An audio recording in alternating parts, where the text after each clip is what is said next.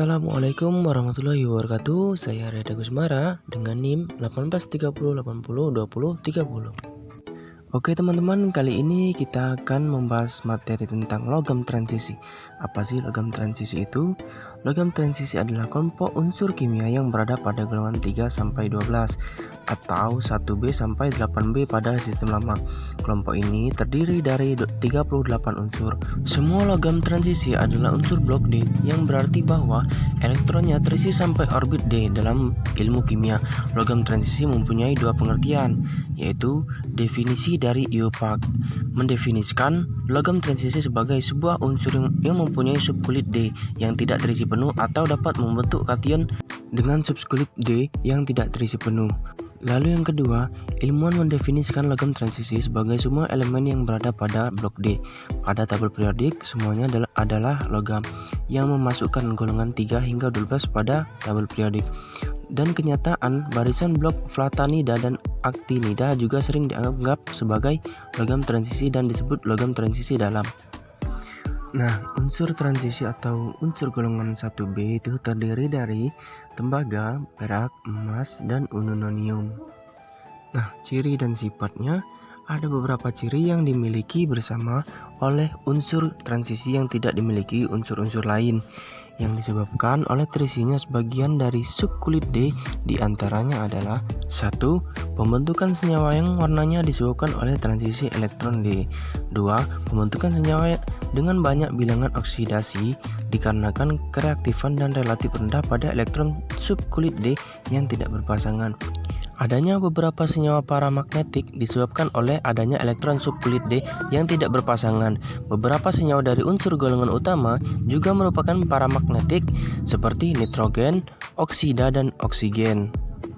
Lalu kita masuk ke sejarah unsur golongan 1B.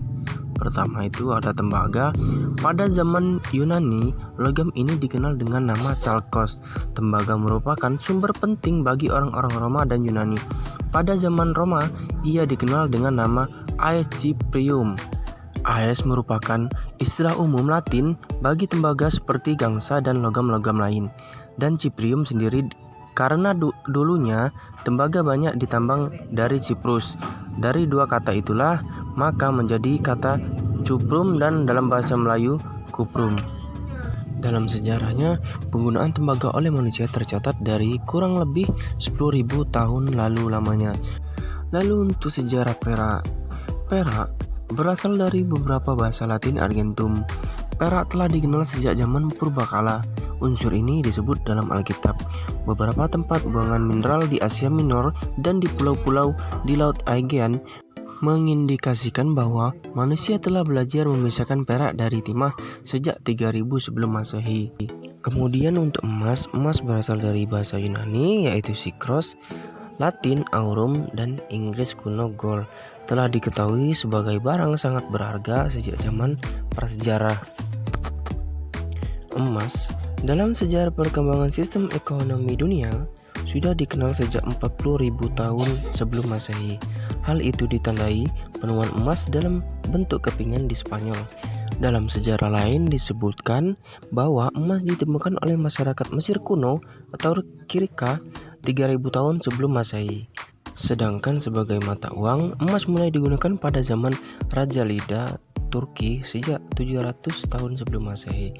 Sejarah penemuan emas sebagai alat transaksi dan perhiasan tersebut kemudian dikenal sebagai Barbarous Relic. Lalu untuk ununonium, pada tahun 1994 tim peneliti internasional yang dipimpin oleh Peter Amberster dan Sigurd Hoffmann di Institut untuk Riset Ion Berat di Darmstadt, Jerman dibombardir bismut 209 atom dengan nikel 64 ion. Penemuan itu resmi dikukuhkan pada tahun 2003 dan penemu bernama Enlightenment untuk menghormati Wilhelm Conrad Röntgen. Lalu untuk sumbernya, untuk tembaga, menurut data tahun 2005, Chili merupakan penghasil tembaga terbesar di dunia, disusul oleh Amerika Serikat dan Indonesia. Tembaga dapat ditambang dengan metode tambang terbuka dan tambang bawah tanah. Kandungan tembaga dinyatakan dalam persen. Jadi jika satu tambang berkadar 3%, berarti dari 100 kg biji akan dihasilkan 2,3 kg tembaga. Selain penghasil nomor 1, tambang terbesar juga dipunyai oleh Chili. Tambang itu terdapat di Chuquicamata, terletak sekitar 1240 km sebelah utara di ibu kota Santiago. Sedangkan tambang-tambang terbesar di Indonesia adalah diusahakan PT Freeport Indonesia di area Grasberg, Papua. Freeport juga mengoperasikan beberapa tambang bawah tanah besar meski dengan kemampuan produksi yang masih berada di bawah Grasberg. Lalu untuk sumber perak muncul secara alami dan dalam biji-biji Argentin atau Ag2S dan Horn Silver atau AgCl. Biji-biji timah, timbal timah, tembaga, emas dan perunggu nikel merupakan sumber-sumber penting untuk menambang perak di dunia. Belahan barat Meksiko, Kanada, Peru dan Amerika Serikat merupakan negara-negara penghasil perak. Kemudian untuk sumber emas di kerak bumi 0,004 ppm. Logam ini banyak terdapat di nuget emas atau serbuk di bebatuan dan seringnya dipisahkan dari bebatuan dan mineral-mineral lainnya dengan proses penambangan. Sekitar 2/3 produksi emas di dunia berasal dari Afrika Selatan. Emas terkandung pula di air laut sekitar 0,1 sampai 2 mg per ton, tergantung di mana sampel air lautnya diambil. Lalu masuk ke sifat fisik dan kimia, golongan 1B. Sifat fisiknya, tembaga merupakan logam yang berwarna kuning kemerahan seperti emas kuning dan keras bila tidak murni, mudah ditempa atau dilihat, dan bersifat ulur sehingga mudah dibentuk menjadi pipa, lembaran tipis dan kawat. Konduktor panas dan listrik yang baik kedua setelah perak. Bentuk padat, warna logam merah jambu, massa jenis 8,96, kalor peluburan 13,26 kJ per mol, kalor penguapan 300,4 kJ per mol, kapasitas kalor 25%.